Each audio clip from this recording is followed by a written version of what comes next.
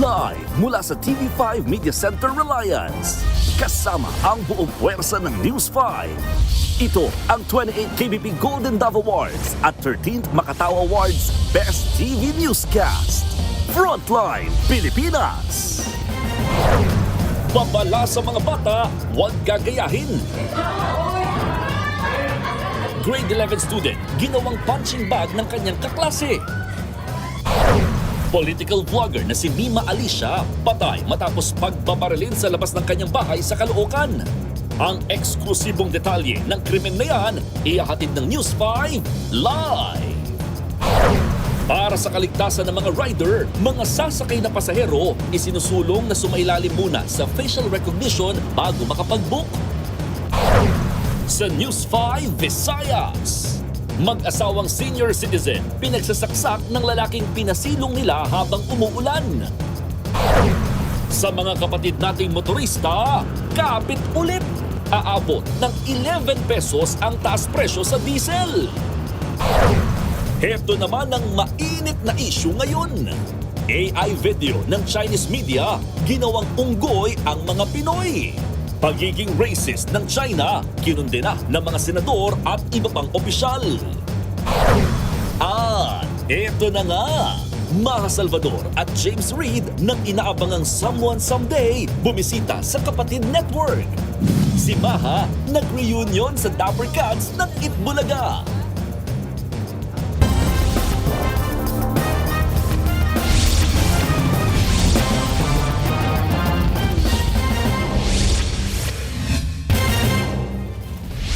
Ginawang punching bag ng kanyang kaklase ang isang grade 11 student sa Olongapo City. Ang insidente ng bullying na yan nangyari sa loob mismo ng kanilang classroom at nasa pulpa sa video.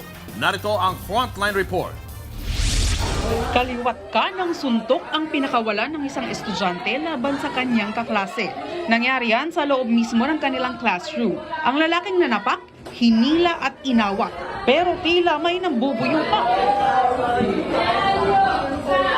Saglit na napigilan ang gulo. Pero maya-maya, muling sumugod ang lalaking naka-t-shirt. Ginawa niyang punching bag ang biktimang hindi pumapala. Sa isa pang punto, merong nambato ng silya at pati ang nanapak na lalaki ay nanghampas din ng upuan. Namagitan naman ang kanilang mga kaklase at muling umawa. Ang viral video na yan nakarating na sa Department of Education's Coast Division Office ng Olongapo City. Kinumpirma nilang grade 11 students ang nasa video at mga estudyante sila ng Columban College Senior High School. July 8 pa raw ito nangyari. Natukoy na ang biktima at ang dalawang sangkot sa pananakit sa kanya. Sinimula na rin ang disciplinary proceeding. Ayon naman sa eskwelahan, may ginagawa na silang investigasyon. Agad-ani lang nila ang biktima sa clinic para sa medical assistance. Mayroon ding libreng psychological assistance intervention para sa mag-aaral. Habang ang mga sangkot sa pananakit, ipinatawag na gayon din ang kanilang magulang. Pagtitiyak ng eskwelahan, may istrikto silang patakaran laban sa bullying at hindi nila kukonsintihin ang anumang uri ng karahasan. Siniguro rin ng Coast Division Office na patuloy nilang aalalayan ang biktima. Nagbabalita mula sa Frontline, Ana Cruz, News 5. Binaril sa ulo ang isang lalaki habang karga nito ang kanyang anak sa harap ng isang paaralan sa Teresa Rizal. Susunduin lang sana niya noon ang isa pang anak nang barilin siya ng nakaalitan niyang security guard. Nasa frontline ng balitang yan, si Carol De Asa. Nakahandusay at wala ng buhay nang datnan sa tapat ng eskwelahan ang biktimang si alias Julio nitong Miyerkules. Susunduin lang niya dapat ang grade 3 na anak sa eskwelahan. Karga pa raw ng biktima ang 1 taong gulang niyang anak nang mangyari ang pamamaril. Unti-unti po lumalabas na mga bata rin ay nakarinig na po ako ng putok. Katapos pagkarinig ko ng putok, nagulat nga po ako at nasa harapan ko nga po, bigla pong humandusay na yung biktima. Wala po napansin at nakita ko po yung biktima talagang nakahandusay, nanginig pa pong konti. May tama nga po dito po sa kaliwa. Tagos po. Yun nga po, tinamaan nga po yung aming gate na yun, butas. Ang aming barangay po, nang tawagan po kami na may nangyari dito sa school, Agad-agad po na nagresponde ang aming kapitan. Nakita na lang po namin na nakabulag tayong biktima at iyon namang suspect hindi na namin inabot. Nagtamo ng tama ng bala sa ulo ang lalaki. Ang sospek sa pamamaril, ang nakaalitan umano niyang security guard ng paaralan. Dati na raw nitong kinuwelyohan at minura ang biktima. Nakapagbatian po yung lalaki, yung namaril po. Bati siya, nakipagkamay na, naghingi po ng pahinsa yung lalaki. Edi okay na po, pinatawad ng kapatid ko. Kumpara din po, parang tinrider siya eh. Kami po nakikiusap sa mga hepe ng pulis na dito po sa ng Teresa, sana po mahuli, mabigyan ng hustisya ang pagkamatay ng kapatid ko po. Kasi hindi niya deserve na mamatay. Agad tumakas ang sospek na si alias Carlo, 58 anyos. Patuloy ang manhunt operation ng mga pulis ng Teresa Rizal para matunton ang sospek. Nagbabalita mula sa frontline, Carol De Asa, News 5! Dinukot, ninakawan at iniwanan na lang ang isang babaeng magsusundo sana ng kanyang pamangkin sa eskwelahan. Ang biktima binyahe pa ng mga holdapper mula Pampanga hanggang Tarlac. Narito ang Frontline Report. Namumula ang buong mukha ng babaeng yan. Kulay pula na rin ang kanyang mga mata. Nangyari yan matapos balutin ng duct tape ang buong mukha ng biktima na 34 years old. Base sa investigasyon, nitong July 14, Martes, susunduin sana ng biktima ang kanyang pamangkin sa school sa Angeles City, Pampanga. Nakuhanan pa ng CCTV ang minamaneho niyang SUV paliko ng eskwelahan bandang 2:30 ng hapon. Hindi na nakuhanan ng video pero 2 lalaki raw ang lumapit sa babaeng driver. Dito na rin hinold up at sapilitang pinaupo sa likuran ng sasakyan. Iba na ang nagmaneho ng SUV. Muli itong nakuhanan ng CCTV mag-aalas 4 ng hapon sa bahagi ng barangay Pulong Bulo. Habang nasa sasakyan ay ninakawan na raw ang biktima. Mula Angeles City, Pampanga, nakarating sila sa Tarlac kung saan iniwanan na ang biktima sa loob ng kanyang sasakyan. 6 p.m. tumawag sa amin yung Tarlac City Police Station na mayroong nag-report doon na dinukot umano siya sa isang school dito. Tagpuan siya doon sa Paniki, Tarlac. And then pinuntahan namin, in-assist namin. Biktima daw siya ng pandurukot at hold up, robbery. Nakuha sa biktima ang ATM card na may lamang 5,000 pesos at 3 cellphones na nagkakahalaga ng 100,000 piso. Sa pagsisiyasat ng mga pulis, napag-alamang kilala pala ng biktima ang isa sa mga suspect na si Engelbert Oligario. Napag-alamang sangkot din si Oligario sa paggamit ng ilegal na droga. Kinabukasan, naaresto siya sa follow-up operation. Nahaharap siya sa kasong robbery habang ang kasabwat niyang si alias Roy ay kasalukuyang pang tinutugis ng mga pulis. Nagbabalita mula sa Frontline, Margie Bentulan, News 5. Hawak na ng mga pulis ang 4 na suspect sa pagpaslang sa isang American marine biologist sa Negros Oriental. Pero nang silipin ulit nila ang mga kuha ng CCTV, napag-alamang meron pa palang pang-5 suspect. Narito ang Frontline Report. Naka-bulletproof at helmet ang 3 suspect ng dumating kahapon sa Provincial Prosecution Office kaugnay ng pagpatay sa American marine biologist na si Dr. Kent Carpenter. Tinukoy ang mga suspect na si alias M.O. na siyang bumaril sa biktima, habang si JF naman ang nangmolestya sa live-in partner ng biktima. At ang isa sa mga nagsilbing lookout ay si alias CD. Kagabi, July 16, sumuko ang ika-4 na 21 anyos na suspect na si alias Eric. Ayon sa mga pulis, kasama pa nito ang kanyang pamilya na magtungo sa barangay. Dala na rin daw ng matinding pressure, kaya siya nagdesisyong sumuko na. Pag-amin ng suspect, isa siya sa mga nagsilbing lookout. Wala ko ilabot na ng crime, sir. Wala ko ilabot na na frame up lang ko, sir. Ilara kong gidakop dito, sir. Si Lord Ray, kabalo na ko, sir. We are still verifying his statements, and then we will be including his statement in our investigation as we proceed with the filing of the case, so that we will be supplementing evidence. Ayon pa sa pulisya, gagawing testigo ang 2 lookout sa krimen. Isa na ring witness ang ka-live-in ni Dr. Carpenter. Hindi na siya person of interest. Nakatakda namang sampahan ng kasong robbery with homicide sina alias M.O. at JF.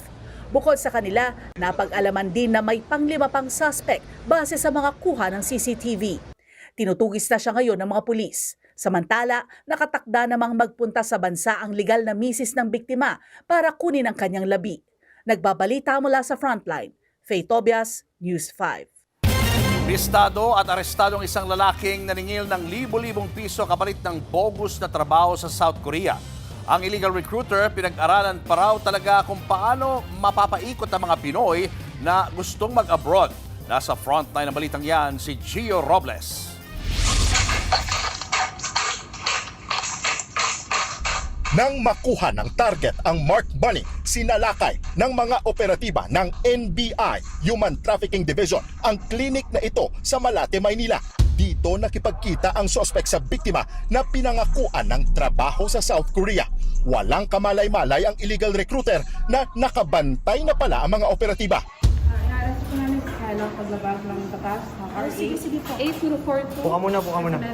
Siyam ang complainants mula sa Pangasinan na dumulog sa NBI para humingi ng tulong na pag-alamang walang permit at sa online lang nagre-recruit ang suspect. Mula 60,000 hanggang 150,000 pesos ang hinihingi ng suspect sa bawat biktima para sa processing umano ng kanilang mga papeles, visa at medical. So ang ginagamit ng mga ito para manloko itong ating seasonal workers program with South Korea. May ginamit sila rito na isang municipality dito sa Batangas na allegedly merong memorandum of agreement sa isang LGU sa South Korea na kung saan nga magpapadala tayo ng mga manggagawa doon bilang mga farmer. Pero napag-alaman na peke ang dokumento at peke rin ang perma ng alkalde sa memorandum. Hindi na pinangalanan ng NBI ang nasabing LGU sa Batangas habang nagpapatuloy ang investigasyon. Ayon sa NBI, labis ang panlulumo ng mga biktima na karamihan ay inutang pa ang perang ibinayad sa illegal recruiter. Umaabot sa 90,000 pesos ang pangakong sahod buwan-buwan ng suspect sa mga biktima na makakapagtrabaho sa South Korea. Alam naman po natin na itong mga recruiter na ito ay train ho na manghikayat. Pinag-aralan na nila kung paano nila makukumbinse ang ating mga kababayan na maniwala doon sa mga pangako nila. So kung matagal na pong kinakandak niya itong panluloko, sanay na po yan kung paano nila paiikutin itong mga kababayan natin.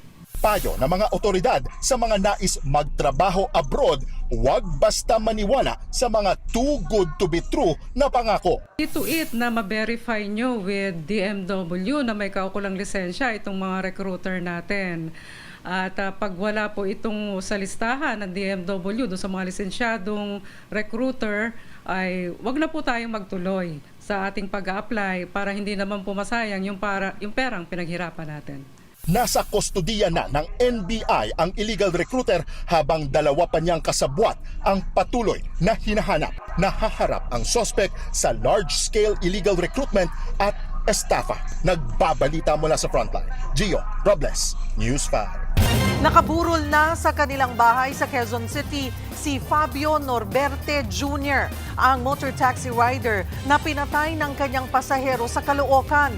Labis ang dalamhati ng kanyang pamilya at ilang kapwa rider. Live mula sa Quezon City, nasa frontline ng balitang yan, si Mobile Journal Alexis Ebwe. Alexis, marami bang dumalo dyan sa burol ngayong araw?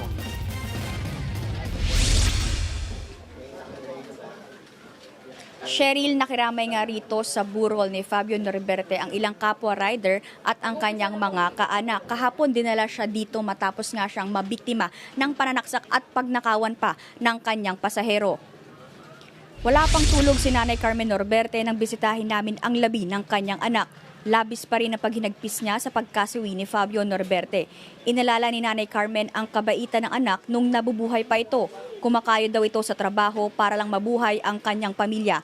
Hiling ng pamilya ni Fabio, mabulok sa kulungan ang sospek para hindi na makapagbiktima pa. Pakinggan natin ang pahayag ni Nanay Carmen. Ay naku, sa totoo lang po hindi. Hindi ako nakakatulog. Magdamag po ako hindi nakatulog ngayon. Nakapikit akong ganyan pero hindi ako nakakatulog. Ay, iniisip ko, parang nakikita ko yung reaksyon ng anak ko nung sinaksak siyang ganyan, tumakbo yung anak ko. Tapos humihingi ng saklolo nang hindi kami makatulong, ang sakit sa kalooban.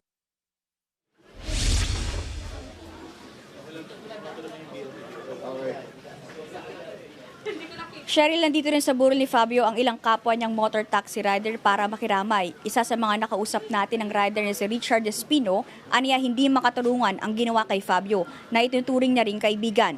Labis daw ang galit niya sa mga gumawa nito, lalo't matapos ang insidente ay marami na sa kanilang mga rider ang nangangamba dahil sa mga sunod-sunod na krimen na ang biktima ay motor taxi rider. Pakinggan natin ang kanyang pahayag. Yung pagyayaring ganito na sa aming mga riders, nakakalungkot, yung parang nakakadismaya na wala kaming secured pag bumabiyahe ng gabi. Kasi wala namang kwentang tao yung gagawang ganyan eh.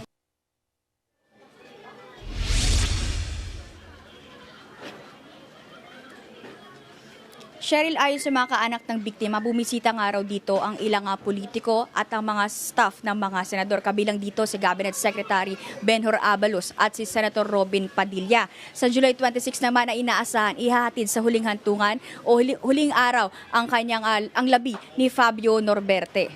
Pero sabi ng kanyang ina, hindi pa daw nila alam kung saan nga ito ililibing. Cheryl? Alexis, meron na bang mga nagpadala rin ng tulong sa pamilya ni Fabio? Cheryl, oo, no? Kanina pagdating natin dito, pasado alas 4, na abutan natin yung mga ilang mga staff ng mga politiko at ang galing mga QC City Hall at nakita ko na sila mismo direkta kumakausap sa pamilya ng biktima para nga maabutan ito ng tulong. Cheryl?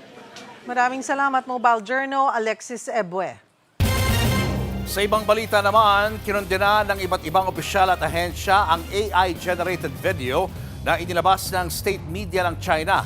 Ginawa kasing unggoy ang karakter na kumakatawan sa ating mga Pinoy. Kinwestiyon din sa video ang pagkapanalo ng Pilipinas sa International Arbitral Tribunal. Nasa frontline na balitang yan si Mon Gualvez. Sa halos 1 minutong AI-generated animation video, makikita ang isang karakter ng unggoy na nakasuot ng barong Tagalog at salakot. Mga karaniwang sumisimbolo sa mga Pilipino. Makikitang tila inuutos-utusan ito ng mga kamay na may bandila ng Estados Unidos at Japan. Go on! Start singing! Tinalaki rin sa video ang 2016 Arbitral Award sa West Philippine Sea. Binomba pa nga ng water cannon ang kawawang karakter na unggoy. Ang nag-post ng video, ang state-run media outfit na China Daily. Naisapubliko ito noong July 10, 2 araw, bago ang ika-10 anibersaryo ng pagkapanalo ng Pilipinas sa International Arbitral Tribunal pagdating sa West Philippine Sea. Pinalaga ni Philippine Coast Guard spokesperson for the West Philippine Sea, Rear Admiral J. Tariela ang video. Hindi raw katanggap-tanggap ang ganitong pangahamak sa mga Pilipino. This is a racist behavior ng People's Republic of China, Itong pagmamak sa lahi natin bilang Pilipino at para sabihin unggoy tayong lahat, this is unforgivable at hindi dapat ito palagpasin. Tingin ni Tariela, hindi rin makakatulong sa China ang inilabas na video pagdating sa pananaw ng international community. Ang sinisira ng China sa ganitong mga gawain nila is not actually the Philippines image, but their own image. Ngayon, alam na ng buong mundo kung ano ang ginawa nilang racist na depiction ng Filipino people. Mas ginalit nila ang Pilipino, mas binigyan nila ang dahilan ng Pilipino para tindigan ang ating karapatan sa West Philippine Sea. Mariin din itong kinundina ng Department of Foreign Affairs. Hindi nila ikinatuwa ang pagsasalarawan sa mga Pilipino bilang unggoy. Labis do itong nakakainsulto at nakababahala. Naghain na raw ng diplomatic protest ang DFA bilang pagkondena sa video. Kahit si Defense Secretary Gilbert Chodoro, inalmahan ng video. Ang pangungutya raw sa 2016 Arbitral Award bilang propaganda ay nagpapakita umano ng kawalan ng moralidad at kredibilidad ng China. Dagdag pa ng kalihim, kahiya-hiya raw ang ganitong klaseng propaganda para sa isang bansang nagpapakilala bilang responsableng leader sa rehiyon. Sa halip daw kasi na batas, katotohanan at ebidensya, mas ginagamit nito ang pananakot, pangungutya at paglikha pa ng galit. Sinang-ayunan din ni Senador Robin Padilla ang pahayag ng DFA. Ayon pa sa senador, ang anumang hindi pagkakasundo ng dalawang bansa ay dapat lutasin sa pamamagitan ng diplomasya at paggalang sa international law at hindi sa propagandang nanghahamak at sumisira ng tiwala sa isa't isa. Ayon naman kay Senate President Sherwin Gatchalian, hindi lisensya ang freedom of expression para manghamak ng kapwa. Wala raw lugar ang racism sa anumang lipunan na nagpapahalaga sa katotohanan at kagandahang asal. Sabi ng ilang eksperto, hindi na bago ang ganitong estilo ng China na tila idinadaan ang information warfare sa digital battlefield. Sa katunayan, mga nasa 2 hanggang 3 taon na raw nakararaan nang gumamit naman ng China ng mga caricature at iba pang kaparehong propaganda. Para kay international and maritime law expert Professor J. Batong Bakal, tila ni-level up lamang ng China ang baluktot na propaganda gamit ang artificial intelligence. Mas lumalabas daw tuloy na tila dehado pa nga sa laban ng China. I think it reeks of desperation. Alam nilang hindi yon na pinaniniwalaan ng mga ibang bansa. No? Kaya parang dahil hindi sila hindi nila kayang i-argue yung kanilang point with reason, no? Gumagamit sila ng mga ganyan na parang emotional and ad hominem na argument. Hindi nga rin daw pwedeng gawing excuse ng China ang freedom of speech lalo't galing ito sa state media outfit. Ibig sabihin, alam ng gobyerno nito ang inilabas na video. It is a semi-official statement. That's one. Second, yung ganyang action at portrayal that violates international law. No? Dahil in international law, especially after World War II, mayroong tinatawag na General Assembly Resolution on Friendly Relations between States. Yung pangungutya at pagmamaliit sa ibang bansa, no? Definitely hindi yan asta ng isang responsable na estado. Nauna nang hiniling ng DFA at ng Philippine Embassy sa Beijing na i-take down o burahin ng post. Pero wala pang tugon dito ang China o kahit ang Chinese Embassy rito sa Pilipinas. Nagbabalita mula sa Frontline, Mon Gualvez, News 5. Tumaas ang satisfaction ratings ng Pangulo noong nakaraang buwan base sa pinakabagong survey. Si VP Sara Duterte naman na nahaharap sa impeachment trial, mataas din ang ratings. Sagot naman dyan ng prosekusyon, walang kinalaman yan sa impeachment dahil hindi naman ito popularity contest. Nasa frontline ng balitang yan si Maricel Halili. Bagamat -7 o neutral ang net satisfaction rating ni Pangulong Bongbong Marcos nitong Hunyo, tumaas pa rin. Habang si Vice President Sara Duterte, +31 o good ang rating. Base yan sa survey ng Social Weather Station o SWS sa 1,200 respondents mula June 20 hanggang June 29. Nauna nang sinabi ng Malacanang na bumaba man o tumaas ang score sa isang bagay lang daw nakafocus si PBBM. Ang Pangulo ay hindi po apektado ng numero. Tumaas yan, bumaba yan. Ang focus ng Pangulo ay magtrabaho. Kanina, pinangunahan ng Pangulo ang graduation ceremony ng sinaghirang class of 2026 sa Philippine Merchant Marine Academy o PMMA. Tiniyak niya na prioridad ang kaligtasan ng marinong Pinoy. Sa gitna ito ng patuloy na tensyon sa Middle East kung saan nasa 3,000 Pinoy seafarers ang stranded pa rin sa Strait of Hormuz. Many of our seafarers continue to travel through uncertain waters, including the areas affected by conflict, especially now in the Middle East. In this difficult situation, your safety and welfare remains our priority. Your government will always be within reach, ready to help. Titiyakin din ni PBBM na dekalidad ang maritime education sa bansa para hindi malagay sa alanganin ang trabaho ng Pinoy seafarers. Habang abala sa trabaho ang Pangulo, si Vice President Sara Duterte naman nahaharap sa impeachment trial. Kahit mataas sa survey, hindi raw matitinag ang House Prosecution Panel dahil hindi naman popularity contest ang usapin ng accountability o pananagutan. Congratulations dahil mataas po yung kanyang satisfaction ratings, pero tuloy pa rin po yung impeachment dahil ang pagpapanagot sa kanya ay mas mabigat na usapin. Wala pang tugon tungkol dyan ang kampo ni VP Sara. Pero sa Facebook page ng Bise, nag-post siya ng litrato ng kanyang pagbisita sa isang eskwelahan sa Lanao del Norte nung nakaraang buwan. Nagbabalita mula sa Frontline, Maricel Halili, News 5. Kasabay ng muling pagsiklab ng giyera sa Middle East ang pagbabalik ng malakihang taas presyo sa petrolyo. Ang diesel nga posibleng madagdagan pa ng 11 pesos kada litro sa susunod na linggo. Live mula sa Mandaluyong, nasa frontline ng balitang yan si Gerard de la Peña. Gerard, sigurado na ba itong malakihang taas presyo?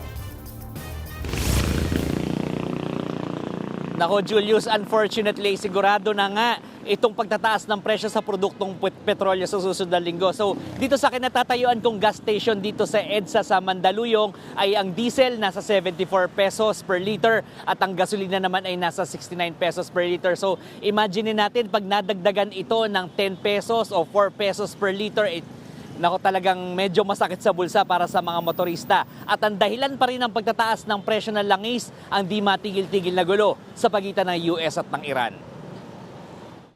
Mataas na presyo na naman ng langis ang sasalubong sa mga motorista sa susunod na linggo.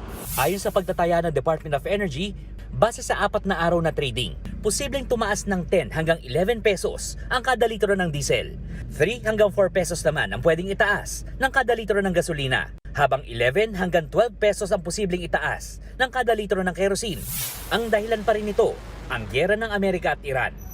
Mahirap na hong sabihin na babaliktad dito. Napakataas na ho. Ang sa level na to, sigurado may increase na ho tayo next week. Nagpapatuloy ang giyera ng US at Iran sa kabila ng pagpirma ng dalawa sa peace deal noong nakaraang buwan. Sa gitna ng mga pag-atake, nagbabala ang Iran ng pagsasara ng export route sa Red Sea. Ayon sa mga eksperto, kapag natuluyan, ay posible ang muling pagkaantala ng supply na magpapasirit muli sa presyo ng petrolyo. Kasalukuyang limitado ang pagdaan ng mga barko sa Strait of Hormuz na pangunahing daanan ng krudo sa buong mundo. Sa kabila nito, tingin ng DOE, malayo pang umabot muli sa 100 pesos ang kada litro ng langis. Siniguro naman ng ahensya na sapat ang supply sa bansa na ngayon ay inaasahang tatagal ng 47 days. 15 days ang minimum na supply na itinakda ng DOE. Kaya raw punan ng mga oil company ang pangangailangan ng bansa. Ngayong pataas ang presyo ng langis, magtatakda ang DOE ng isang presyo na susundin ng mga kumpanya sa pagpapatupad ng rollback o price hike.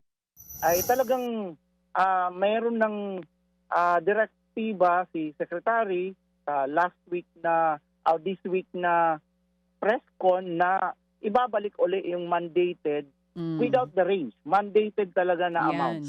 Dahil sa napipintong malakihang taas presyo ng langis, napapakamot ulo tuloy ang mga tsuper na nag-akalang makakabawi na sila sa pagkalugi.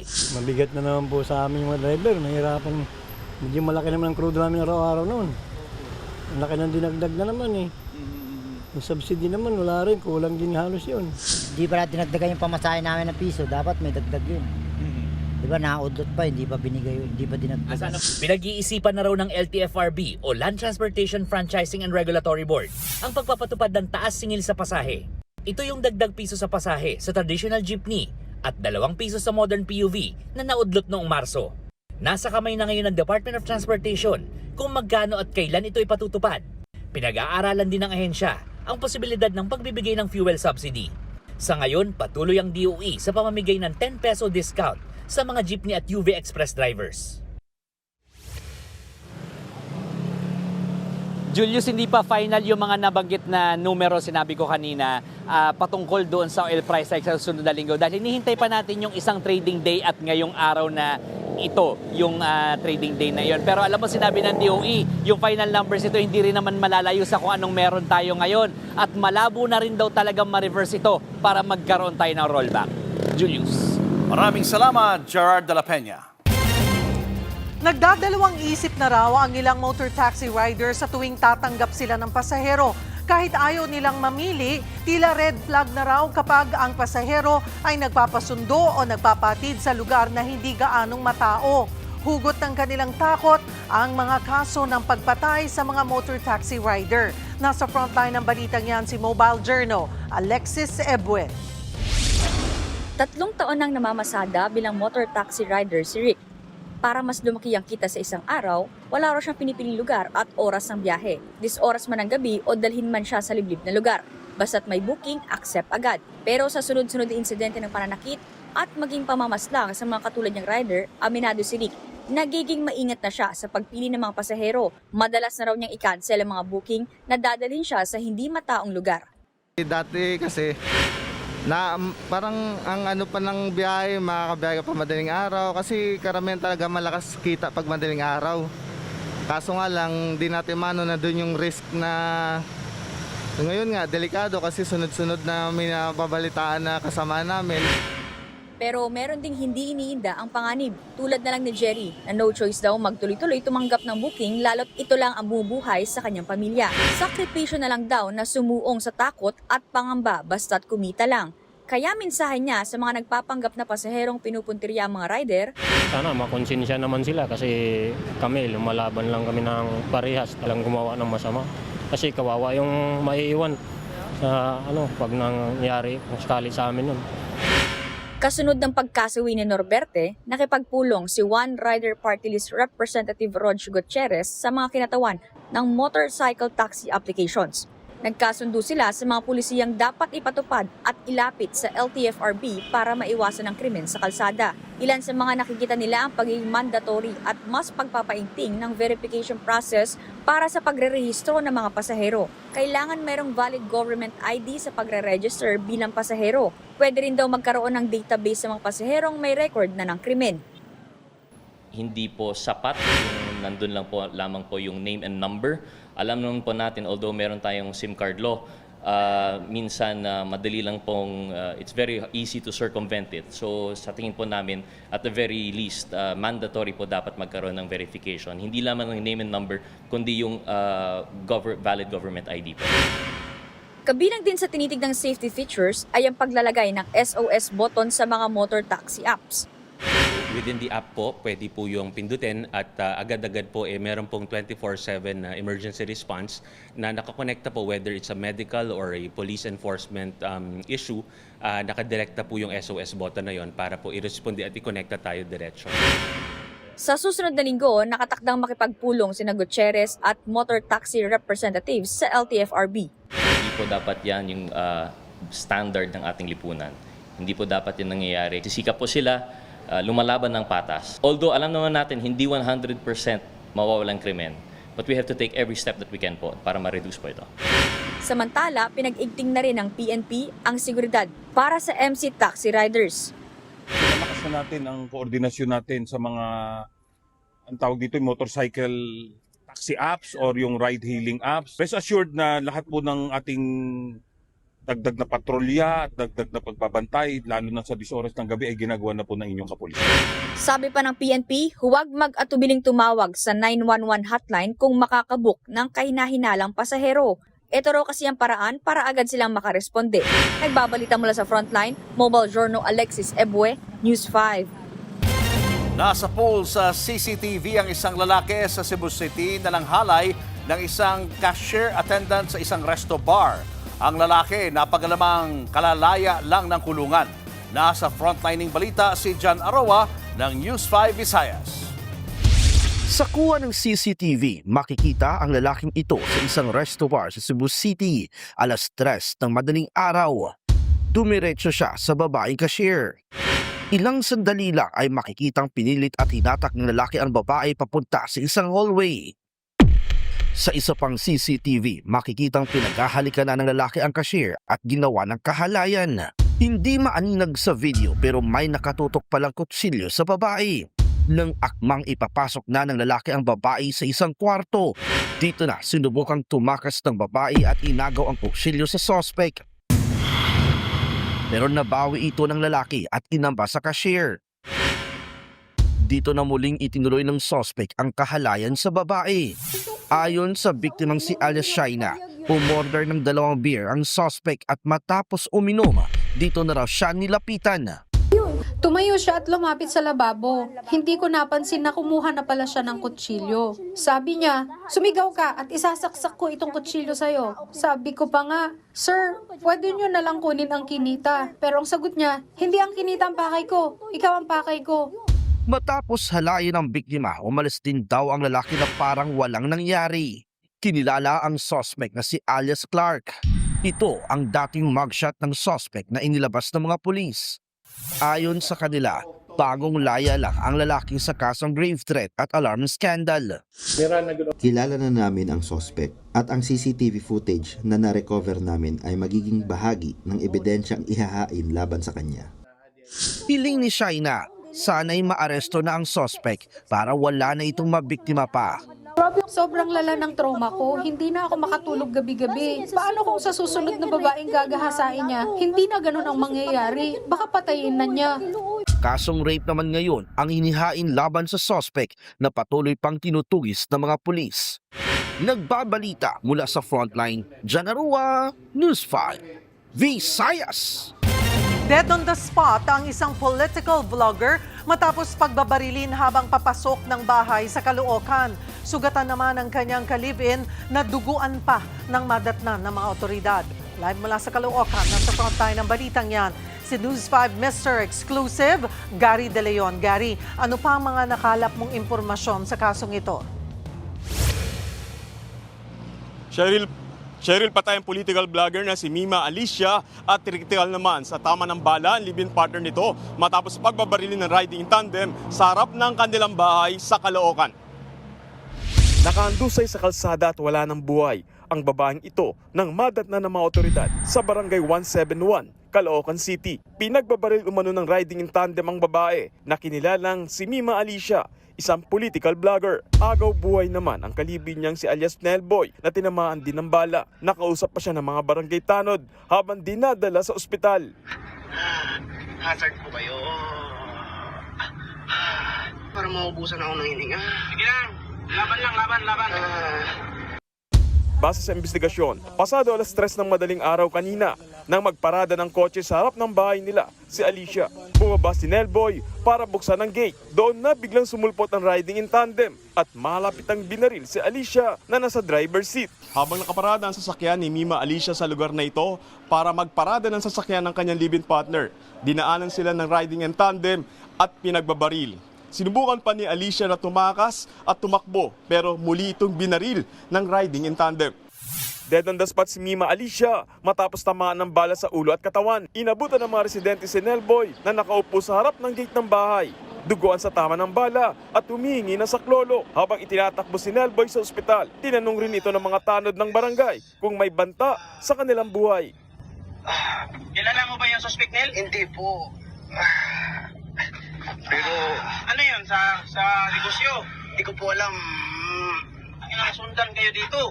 Nandyan po sila nakaabang eh. Ayon sa may-ari ng inuupahan nilang bahay, bagong lipat lamang daw sa Caloocan sina Alicia at live-in partner nito na si Nelboy. Mga 1.5 months po, sir. Sila? Ano Opo. pakilala sa inyo, sir? Nagbayan silang motor, sir. Kasi yung lalaki, sir, ang kausap ko dyan.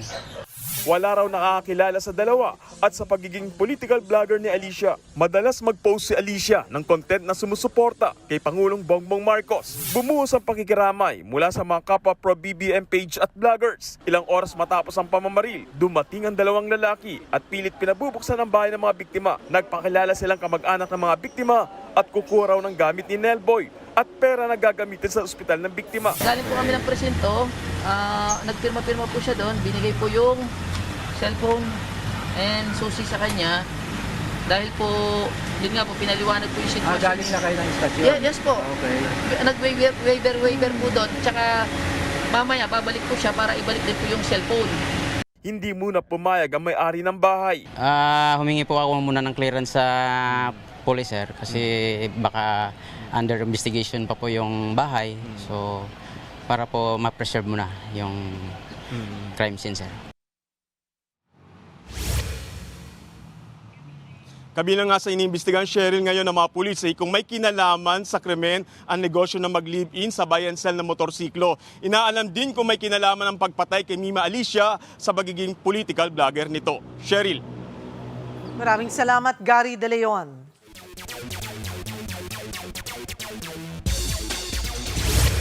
Napahanga ni Pinay tennis sensation Alex Ayala ang American tennis legend na si Andy Roddick.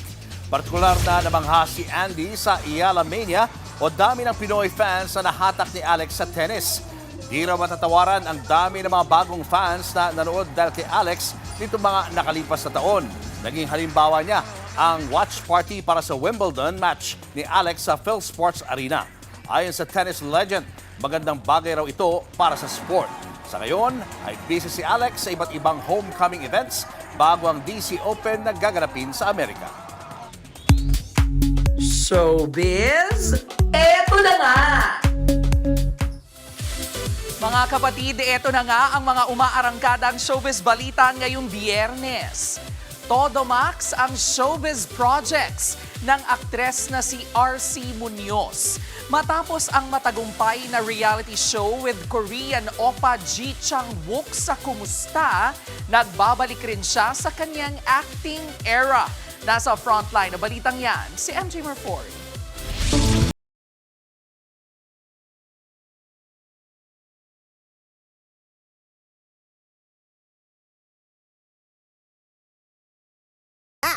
Yan ang pabirong atake ni RC Munoz bilang third wheel daw ng co-stars niya at real-life couple na sina Coco Martin at Julia Montes.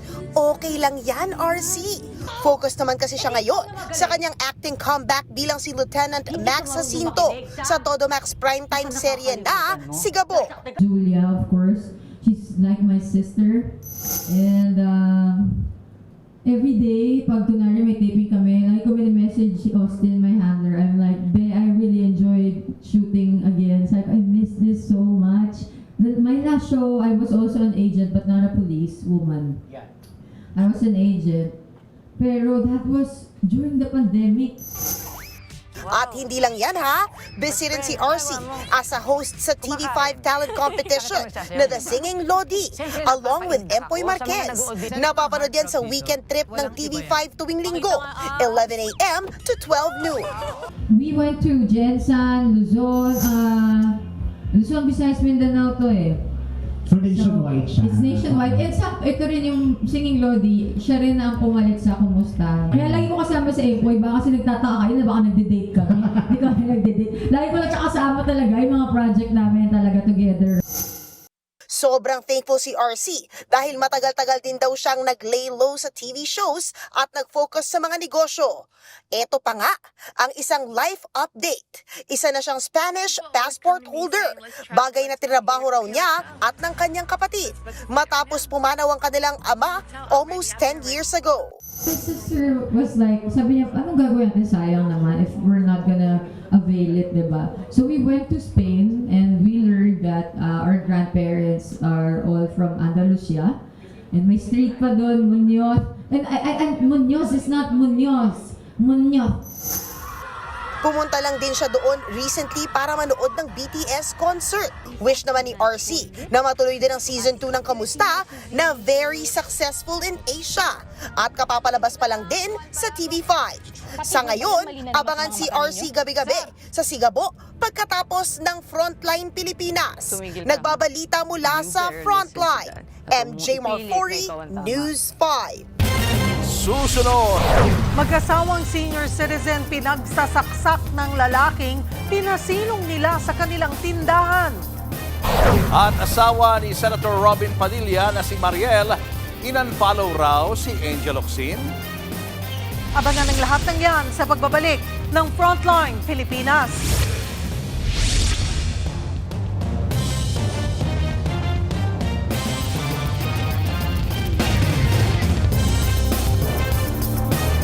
Mga kapatid, Julius Babaw po, nasa Middle East o saan mang dako ka ng mundo, manatiling may alam at may pakialam sa mga mainit na balita dito sa ating bansa.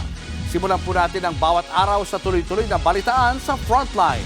Mag-follow at mag-subscribe sa social media pages ng News 5. Nagmagandang loob lang, natadtad pa ng saksak ang mag-asawang senior citizen sa Bugos City, Cebu. Ang suspect ang lalaking pinasilong ng mag-asawa sa kanilang tindahan dahil umuulan. Naasa frontlining balita si John Naroa ng News 5 Visayas. 5 saksak sa katawan ang tinamo ng 65 anyos na si Nanay Virginia. Habang siyam na saksak naman ang 66 anyos nitong asawa na si Mang Roberto. Linggo ng gabi habang nasa loob ng kanilang tindahan ng mag-asawa sa Bugos City, Cebu, isang hindi pa nakikilalang lalaki ang dumating habang umuulan. Nagbigay ng magandang asal yung mag-asawa kasi sir yung time na yon malakas yung ulan, pinapasilong nila yung tao, tapos hindi nila alam yun na pala ang gagawin na sinasaksak, tapos kinukuha yung bracelet ng yung asawa. Tumanggi raw ang lalaki noong inalok ng mag-asawa na sumilong muna, pero makalipas ang ilang minuto, pumasok na ito sa tindahan at walang habas ng nanaksak. Ayon pa sa investigasyon, unang tinarget ang ginang at nang tangkain ng asawa na pigilan ang sospek, siya naman ang pinagsasaksak nito. Agad ding tumakas ang sospek, sakay ng isang motorsiklo kasama ang inihinalang kasabwat nito. Sa ngayon, nasa ospital pa rin ang mag-asawa. Yung asawa, yung critical kasi natamaan yung mga organ niya. Yung husband, nakalabas na sa ICU, tapos pwede na siya makausap. Yung asawa niya lang yung critical kasi nasa ICU pa. Nananawagan ng pamilya ng tulong para sa pagpapagamot ng mga biktima. Umaasa rin silang mahuli na ang mga salarin. Isa sa mga tinitingnang motibo sa krimen ay pagnanakaw. Sa ngayon, mayroon ng person of interest sa mga pulis at patuloy ang investigasyon. Nagbabalita mula sa Frontline, Janarua, News 5, Visayas. Sibak sa pwesto ang 3 pulis sa Bulacan matapos sa pilitang isakay sa kotse ang isang negosyante. Akala raw nila ito ang taong sisilbihan nila ng arrest warrant pero maling akala pala. Nasa Frontline na balitang yan si Mobile Journal, Jazz Paredes. Lumabas sa isang restaurant ang negosyanteng yan sa Baliwag, Bulacan tanghali nitong Huwebes. Akala niya nabangga lang ang nakaparada niyang sasakyan. Pero paglapit ng negosyante sa highway, biglang may mga sibilyang lalaki na palang naghihintay sa kanya. Ilang segundo lang, pilit na siyang isinasakay sa isang pulang kotse. To the rescue naman ang kasamang babae ng negosyante, pati na rin ang mga tao sa restaurant, kaya napigilan ang pagkuha sa kanya. Ang plot twist, lehitimo pala itong police operation. 3 pulis mula sa San Rafael Municipal Station ang nagsisilbi sana ng warrant of arrest. Pero maling tao pala ang kanilang na-target. Sibak agad sa pwesto ang 3 pulis, damay pati ang kanilang hepe. They are now in hot water. They've been relieved of their posts. They were assigned to regional holding unit and facing administrative and criminal cases, including the concerned head of office or the chief of police o yung mga opisyal na nagsusupervise sa kanila.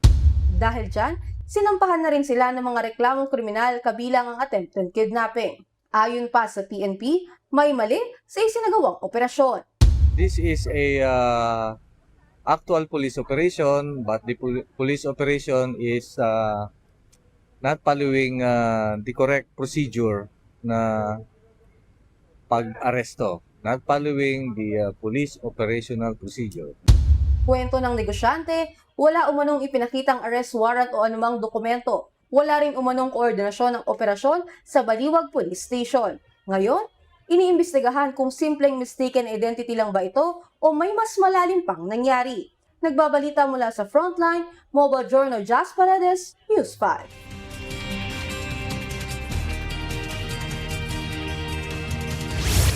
Weather update tayo mga kapatid, tuloy na pong humina at isa na lamang pong low pressure area yung binabantayan nating bagyo sa labas ng ating area of responsibility.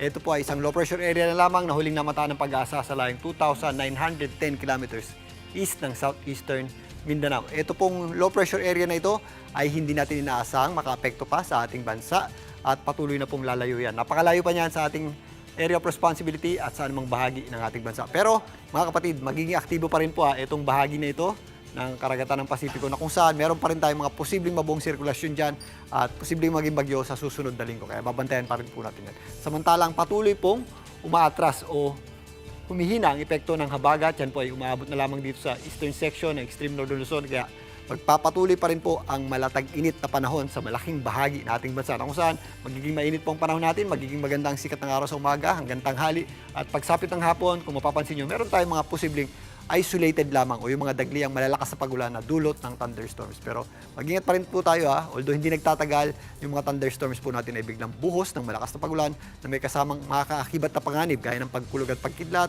buhawi, pag-ulan ng yelo, at yun nga, posible rin po itong magdulot ng pagbaha dahil sa biglang buhos ng malakas na pagulan. Sa Metro Manila, ngayong weekend, sa mga lakad, magiging maaliwalas po ang sasalubong na panahon sa atin, at sa mga maglalaba naman, magiging maganda rin po at mainit ang panahon natin sa tanghali. Sa dakong hapon, nagiging maulap po ang panahon natin, at kung may mga pagulan tayo, ito po yung ating mga pagulan na hindi rin masyadong nagtatagal. Pero ugalin pa rin po natin ang pagdadala ng payong o anumang pananggalang sa ulan dahil sa mga posibleng mga pagulan na yan o thunderstorms. At yan muna, latest, ating lagi ng panahon. Muli ako po ang inyong weather frontliner, Alvin Pura, na lagi may panahon para sa iyo.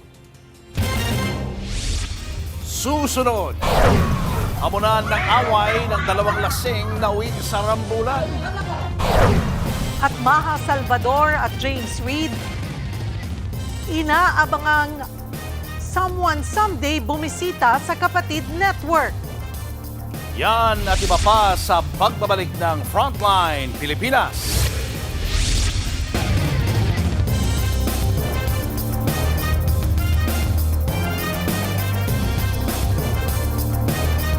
Mga kapatid, Julius Babaw po. Nasa Middle East o sa amang dako ka ng mundo, manatiling may alam at may pakialam sa mga maiinit na balita dito sa ating bansa. Simulan po natin ang bawat araw sa tuloy-tuloy na balitaan sa Frontline. Mag-follow at mag-subscribe sa social media pages ng News 5. Nabulabog ang ilang residente sa Baguio City nang may magrambulang mga lalaki sa kanilang lugar. Nagsimula umano ang gulo nang maghamunan ng away ang dalawang lasing. Narito ang Frontline Report. Nagpang-abot ang grupo ng mga lalaking yan sa kalsadang ito sa Barangay Leonila Hill sa Baguio City pasado alas 11 kagabi. Nagtadyakan at nagpaulan ng suntok ang dalawang grupo.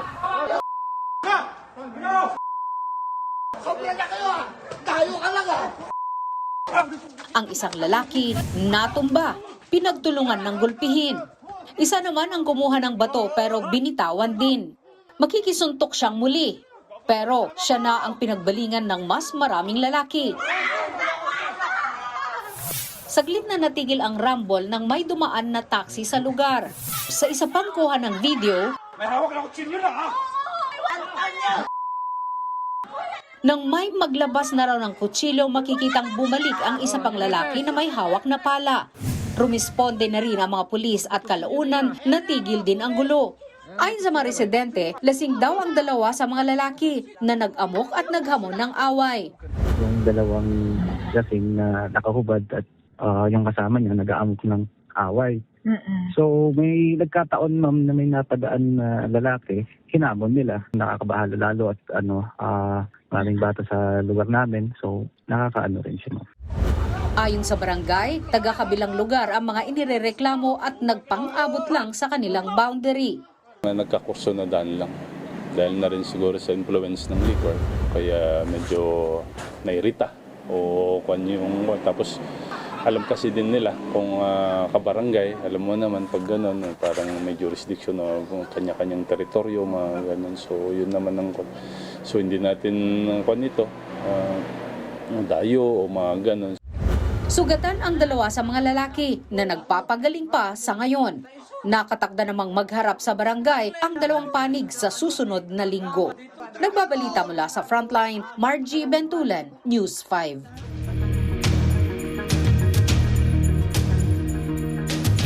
Kapag natapos ng sumalang sa witness stand si NBI Director Melvin Matibag, sunod na sisimulan ang pagpusisa ng impeachment court sa confidential funds ni Vice President Sara Duterte.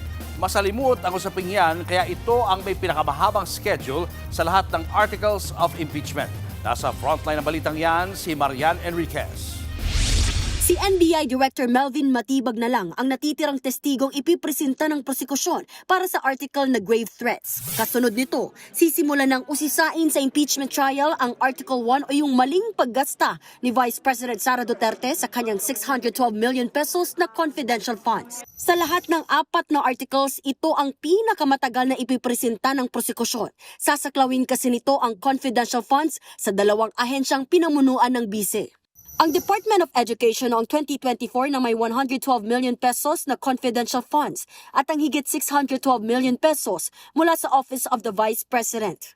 Kalahati ng 62 trial dates na hiniling ng prosekusyon ay kakainin ng article na ito sa loob ng 31 araw. Bakit ganyang katagal ang ilalaan sa iisang article? Paliwanag ng prosekusyon?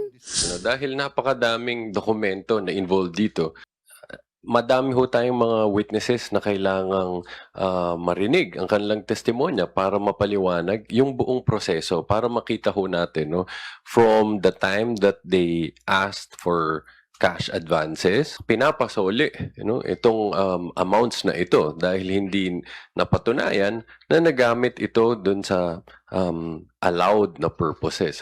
Pero kung ganyan katagal ang pagliliti sa confidential funds, nasasabayan pa ng sakit sa ulong talakayan sa mga numero, paano kaya ito ipaiintindi sa publiko lalo't sa sentro na sa numero ang paglilitis? Sabi ng isang eksperto, kailangan malinaw na maipresenta ng prosekusyon kung saan napunta ang mga ginastang confidential funds. Pagdating naman sa impeachment, ang tanong man naman dito is that we are not trying to prove the exact theft of funds, kumbaga, di ba?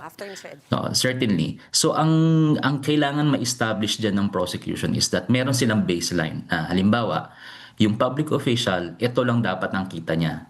Pero may pruweba kami na mukhang marami siyang ibang pag-aari, di ba dapat nasa salin yan? Maging ang article sa unexplained wealth na posibleng putaktihin din ng numero, kailangan din daw ipausisa ng prosekusyon sa publiko sa pamamagitan ng maayos na pagpapakita sa background ng mag-asawang Duterte. Pagkatapos mo makita na meron ngang discrepancy, ano ba yung dineclare na income? Kasi maaari naman na, okay, may billion-billion nga siya sa bank account niya. Baka naman kasi napakaganda nung practice ng asawa niya or may mga businesses sila tapos kumikita ng billion-billion. So, chine-check yan, binabanggayan sa declared income. So, ang pinakamadali na pruweba dyan is usually the tax return.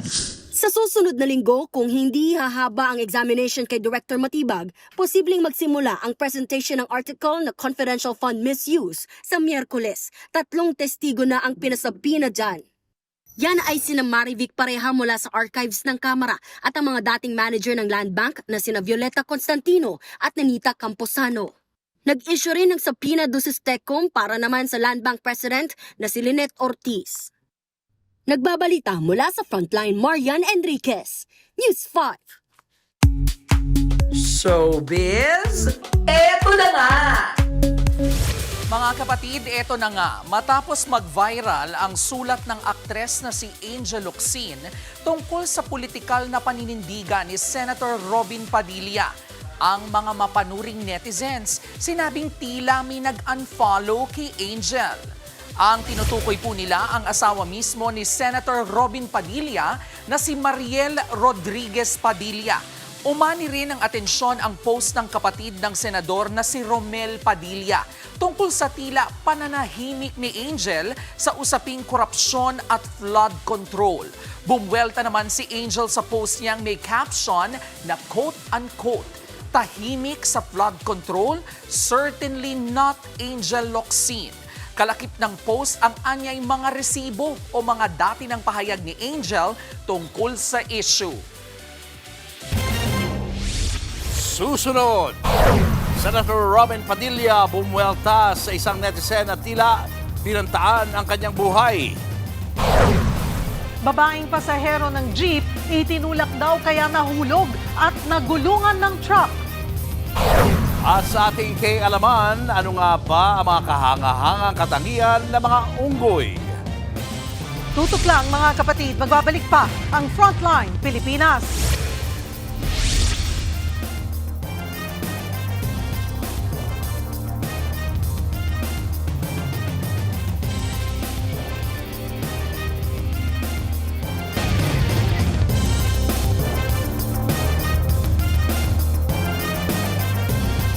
Mga kapatid, Cheryl Cosim po. Nasa Estados Unidos, Canada o saan mang dako ka ng mundo, manatiling may alam at may pakialam sa mga mainit na balita dito sa ating bansa. Simulan natin ang bawat araw sa tuloy-tuloy na balitaan sa Frontline. Mag-follow at mag-subscribe sa social media pages ng News 5.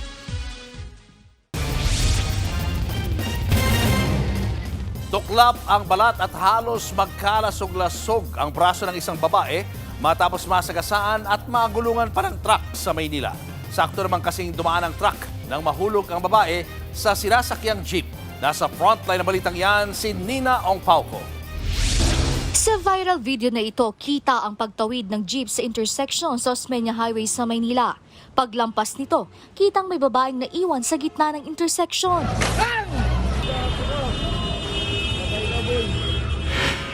Nabangga at pumailalim ang babae sa truck. Nang kumalat sa social media ang video, inakala ng netizens na humabol sa pagsakay sa jeep ang babae at saktong nahagip siya ng pagtawid ng truck. Pero sa ibang anggulo ng CCTV, maaaninag na nahulog pala ang babae mula sa passenger seat ng jeep. Bakit nga ba siya nahulog? Balikan natin ang viral video. Makikitang isang lalaki ang humabol sa pagsakay bago tumawid ang jeep sa intersection. Ang humabol na yan ay ang kaibigan ng babae. Nakita raw nitong sinasaktan ng asawa ng driver ang biktima, kaya siya humabol upang saklolohan ito. Ayon naman sa barangay, sinipa ng asawa ng driver ang babae kaya ito nahulog. Isip niya na hindi ho magbabayad ng pamasahe. Parang magwa 1, 2, 3 ba ganun. Kasi nung nakausap yung biktima, inaano nga raw siya ng driver sa nung asawa. Parang nagkakaroon lang ng komosyon doon sa harap ng jeep. Na natuloy na sa pagtadyak sa kanya na nalaglag siya. Bakit raw ba siya tinadyakan? Bago ang insidente, nakuna na nagtatakbuhan ng grupo nito sa paligid ng jeep. Dito na humarurot ang jeep patawid ng intersection. Ayon sa mga pulis, hinaras kasi ng grupo ang jeepney driver. Claim niya ay hinaharap sila nitong grupo na ito. At dahil sa takot, pinarurot niya yung kanyang sasakyan kahit na naka-stop pa yung traffic light doon. Na naging dahilan naman dahil humabol itong ating biktima, hindi niya napansin na paparating yung truck. Pumalag naman ang pinsan ng biktima sa mga paratang na nanghaharas o nantitrip daw ang kaanak at walang balak magbayad ng pamasahe. Nandun po siya sa harapan ng driver, katabi ang asawa ng driver.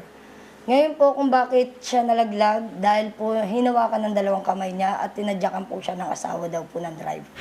Dinala na sa ospital ang babaeng nagulungan ng truck at kasalukuyan nagpapagaling. Tuklap ang balat at halos magkalasog-lasog ang kanyang braso. Kinakailangan siyang lagyan ng bakal sa braso. Sa ngayon, nakipag-ugnayan na raw sa mga pulis ang driver ng truck. Posible siyang maharap sa kasong reckless imprudence resulting in physical injuries. Nakatakda namang sampahan ng kasong physical injury ang dalawang kaibigan ng biktima dahil sa pananakit umano sa driver. Nagbabalita mula sa Frontline, Nina Ongpauco, News 5. Sa ibang balita, naghain ng motion for reconsideration ng Department of Migrant Workers sa desisyon ng Ombudsman na i-dismiss sa kasong plunder si dating OWA Administrator Arnel Ignacio. Mismo si Migrant Workers Secretary Hans Kakdak ang nanguna sa pagsumite ng motion. Kaugnay ito ng umano'y anomalya sa 1.4 billion pesos na halaga ng property acquisition noon sa OWA. Git ni Secretary Kakdak, hindi nasuri ng maigi ang mga ebidensya laban kay Ignacio. Posibleng nakaligtaan daw ng Ombudsman ang ilang mahahalagang impormasyon sa kaso. Nagugat ito sa pagbili noon ng ahensya sa ektaryang lupa sa Pasay City na pinahintulutan raw ni Ignacio ng walang approval sa Board of Trustees ng OWA. Showbiz, eto na nga! Mga kapatid, eto na nga, eksklusibong ipinakilala ng socialite na si Tessa Prieto ang kanyang bagong pag-ibig sa programang Julius Babaw Unplugged. Siya po ay si Irene Nubla, isang negosyante at philanthropist. Sa panayam, ikwinento ni Tessa na dumating si Irene sa kanyang buhay matapos dumaan sa isang toxic relationship. Matatandaang nakasuhan si Tessa at ang kanyang dating girlfriend ng estafa na ayon kay Tessa ay nadamay lang siya. Kaya kinasuhan din ni Tessa ng falsification of documents ang kanyang ex-girlfriend. Pero hindi na yan iniisip ni Tessa ngayon dahil sa kanyang healthy love life. Nakilala raw ni Tessa si Irene sa isang church. Kaya ang tanong ng marami, ready ba sila sa isang kasalan? Narito ang sagot ni Tessa. For both of us, it's not necessary. Because our love and our relationship is so strong, we don't need a piece of paper. We don't need anything. We don't need a justification of our relationship in any form. Basta happy ka. Yes. In this relationship. Yun ang importante. Yes, no? diba?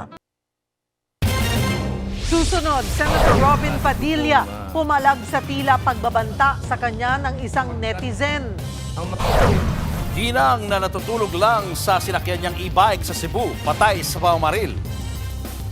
At sa ating K-Alaman, alam nyo ba kung anong uri ng unggoy ang kumakain ng alimango? Tutok lang mga kapatid, magbabalik pa ang Frontline Pilipinas.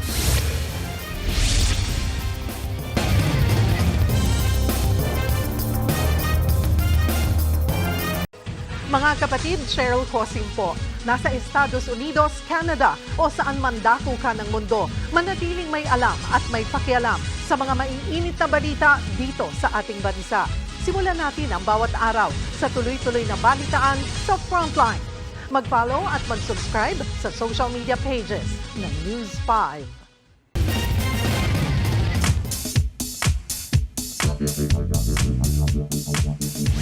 Mga kapatid, unggoy na yata ang isa sa mga pinakasumakses na hayop sa buong mundo. Abay isipin nyo, mahigit 55 million years na silang nabubuhay. Di hamak na mas matagal yan kumpara sa ilang mapa.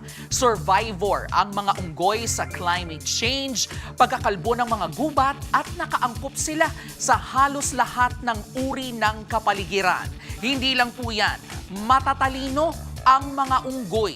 Marunong makipag-usap gamit ang mga tunog, kilos at ekspresyon ng mukha. May sarili rin silang hierarchy at nagtutulungan sa paghanap ng pagkain. Kaya siguro kapag tinawag mong unggoy ang isang tao, hindi yan masyadong insulto dahil sa totoo lang, marami sa kanilang katangian ay talaga namang kahanga-hanga.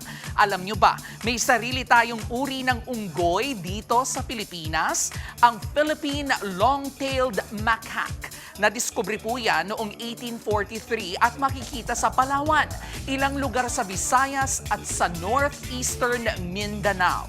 Omnivore sila, kaya hindi lang prutas ang kanilang kinakain. Kasama rin ang mga dahon, insekto, isda, hipon, pati na alimango. Kaya ang tawag sa kanilang species ay crab-eating macaque. Isa pa sa pinakaastig nilang katangian ay ang kanilang buntot. Umaabot po ito ng halos 60 centimeters at minsan mas mahaba pa sa kanilang katawan. Gamit po nila ito para magbalanse habang lumulundag sa mga puno. At hindi lang yan, magaling din po silang lumangoy at sumisid para manghuli ng pagkain. O di ba? Ibang level ang mga katangian ng isang unggoy. Kaya bago natin sila gamitin bilang pang-insulto, tandaan ang mga tunay na unggoy, hindi pinipili ang kanilang kapwa base sa watawat. Hindi rin gumagawa ng propaganda. Abala po sila sa paghahanap ng pagkain, pag-aalaga sa kanilang pamilya at pag-survive sa kalikasan. Yan po ang ating K-Alaman. Okay. Susunod, bahagi ng bundok sa China gumuho. Mga bahay at negosyo natabunan.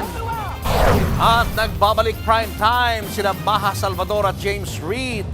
Ganado raw sa muli nilang pag-arte para sa Someone Someday na mapapanood dito sa TV5. Yan at iba pa sa pagbabalik ng Frontline Pilipinas.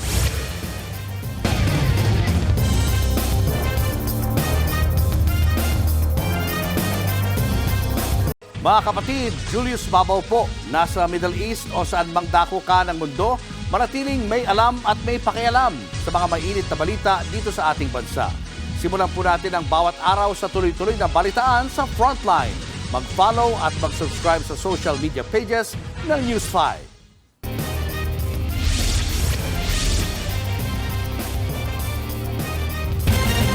Patay ang isang ginang matapos pagbabarilin habang natutulog sa loob ng e-bike sa Cebu City. Ang motibo sa krimen, posibleng may kinalaman sa iligal na droga. Nasa frontlining balita si John Aroa ng News 5 Visayas. Sa CCTV footage na ito, makikitang natutulog ang 59 anyos sa Sililani, Dakwa sa nakaparadang e-bike sa San Nicolas, Cebu City, pasado alas 2 ng madaling araw nitong Miyerkules. Nakaupo naman sa e-bike ang kanyang kasama. Maya-maya lumapit ang isang lalaking naka-helmet. Bumunot ito ng baril. Kumaripas ng takbo ang kasama ni Dakwa. Sinilip ng gunman si Dakwa. Saka binaril ito ng malapitan sa ulo ng 3 beses. Agad namang umalis ang suspect. Hindi na nahagip sa CCTV pero sumakay daw ang gunman sa motor ng kanyang kasama. Dead on the spot ang biktima. Murag naanrag yun na siya sir, kaya wala yun na siya kontra, wala na siya unsa padiha. Magmanicure yun na siya. Sakit sir, kay ako na lang usa niya, wala na ko'y madoolan. Isa sa mga tinitingnang motibo sa pagpatay ang umano'y pagkakasangkot ng biktima sa iligal na droga. May kaugnayan siya sa illegal na droga. Batay sa background ng biktima, dati na siyang nakulong dahil sa kasong illegal na droga. Partikular sa paglabag sa Section 5 at 11. Sa ngayon, isa sa mga tinitingnan namin ay ang kanyang mga naging komunikasyon bago siya binaril. Ayon sa barangay, madalas umanong may nagaganap na bintahan ng illegal na droga sa naturang lugar. Suspected drug din na siya. Pinaghihinalaan namin drug din ng lugar na yun. Matagal na namin itong minomonitor at sinisita. Ngayon nga ay nagkaroon pa ng insidente ng pamamaril. Kaya dapat maging maingat na sila dahil ipaiimbestiga ko talaga ito. Kung patuloy silang hindi susunod sa batas, maaari ko pang ipasara ang lugar na iyon. Ayon din sa PNP, may record umano ang biktima na may kaugnayan sa illegal na droga. Pero giit ng kanyang pamilya. Di ako sir, tugang ko sinuot ka ni siya. Nanindag yun siya sa una. Pero sa kanapriso ni siya, wala na jud sir antod karon. Tinutugis na mga salarin habang tuloy ang investigasyon sa krimen. May person of interest na rin daw ang mga otoridad kaugnay ng pamamaril. Nagbabalita mula sa Frontline, John Aroa, News 5, Visayas. Pumalag si Senator Robin Padilla sa isang online post na tila may pagbabanta sa kanya. Ibinahagi ng senador ang screenshot ng post kung saan sinabi ng isang netizen na quote-unquote, wala bang maglalakas loob barilin bigla si Robin Padilla? Buwelta naman ng senador, kaya raw demonyo ang mga kriminal dahil sa katulad ng netizen na ikinakampanya ang pagpatay ng kapwa-tao. Humirit pa ang senador na siya na lang daw ang natitirang handang magpakulong sa ICC para raw maubos ang mga kriminal sa bansa. Ang ICC o International Criminal Court ay naglilitis ng pinakamabibigat na kaso tulad ng crimes against humanity at genocide. Matatandaang noong 2019 pa opisyal na kumalas sa ICC ang Pilipinas. Malapit na raw isampa ng Ombudsman ang kasong plunder laban kay dating House Speaker Martin Romualdez. Kasama niyang haharap sa investigasyon ang ilang contractors. Nasa frontline ng balitang yan, si Camille Samonte. We're very close to filing the plunder charges. Malapit na yan. Yan ang tiniyak ni Ombudsman Boying Remulla kaugnay ng nilulutong plunder case laban kay dating House Speaker Martin Romualdez. Umiikot ang kaso sa umano'y illegal budget insertions at kickback sa flood control projects, kung saan itinurong isa sa mga pangunahing sangkot si Romualdez. Ayon kay Remulla, handa na ang reklamo para sa preliminary investigation. Wala pa mang petsa kung kailan ito isasampa, bibigyan pa rin daw ng pagkakataon si Romualdez na magsumite ng kanyang counter affidavit. When it comes to a case like that, it's not as simple as you want it to be. Kasi para ka dumadaan sa butas ng karayom. Dagdag niya, sinigurado muna nilang matibay ang ebidensya bago ituloy ang pagsasampa ng kaso. Kabilang sa inaasahang magpapatibay rito ang testimonya ni dating DPWH Secretary Manuel Bonoan na hinihiling ng Ombudsman na gawing testigo. Samantala, hindi lang si Romualdez ang haharap sa investigasyon. Sasailalim na rin sa preliminary investigation sina Representatives Jojo Ang, Maria Cristina Ang, Edwin Gradiola at dating Congressman Dong Gonzales dahil sa umano'y conflict of interest sa mga flood control projects. Bibigyan daw sila ng pagkakataon na magsumite ng kanilang counter affidavit. Naging congressman ka para makakuha ka ng project para yumaman ka? Mahalay, di ba? Kung gusto nilang yumaman, hindi gobyerno dapat ang pinupuntahan nilang trabaho. Dapat magnegosyo na lang sila sa labas. Mali po yan. Hindi dapat natin pinapayagan yan. Bukod naman sa reklamong plunder, may nakabimbinding reklamo ng money laundering laban kay Romualdez. Nauna na niyang itinanggi ang lahat ng paratang sa kanya. Nagbabalita mula sa Frontline, Camille Samonte, News 5.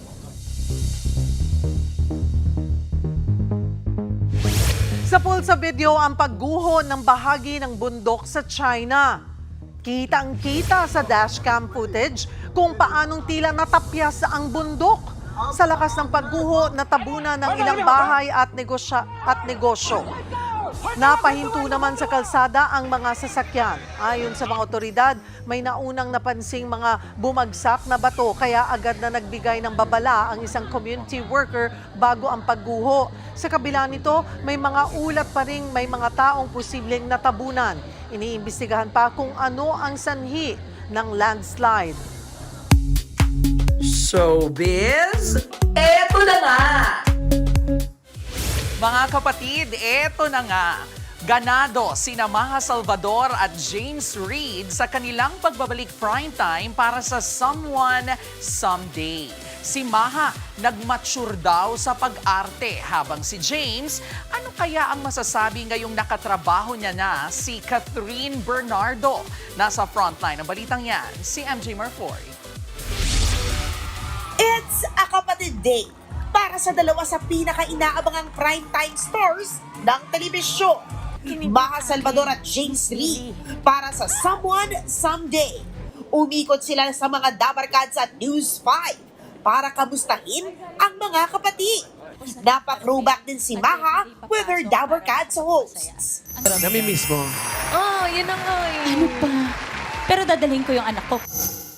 Ito nga kasi ang comeback ni Maha sa limelight after niya maging mommy kay Maria. At ibang araw ang hugot na nadala niya sa karakter niyang si Abby.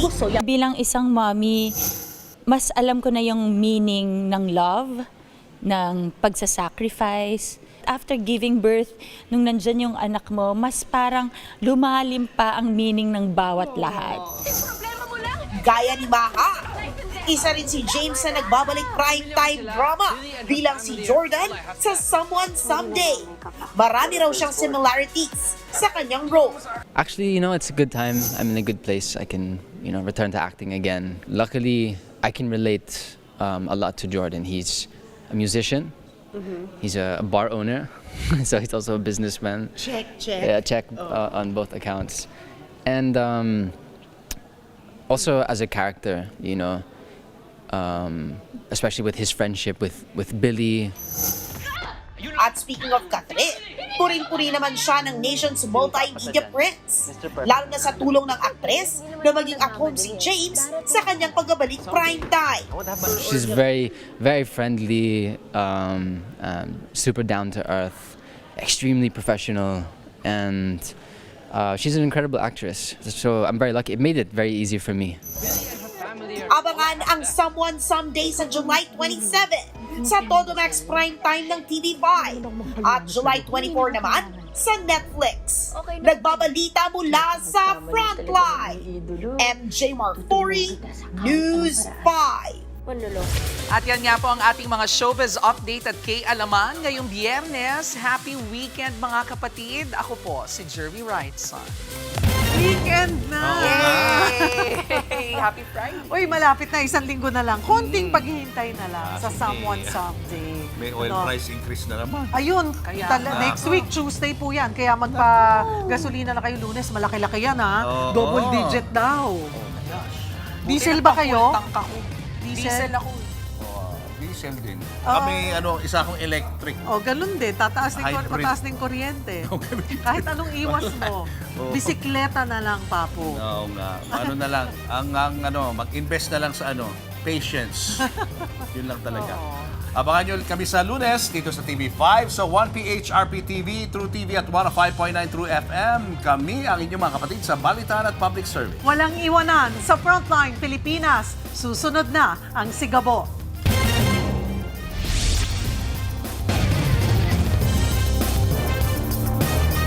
Mga kapatid, Cheryl Cosim po.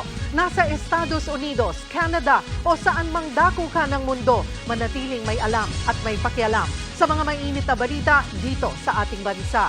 Simulan natin ang bawat araw sa tuloy-tuloy na balitaan sa Frontline. Mag-follow at mag-subscribe sa social media pages ng News 5.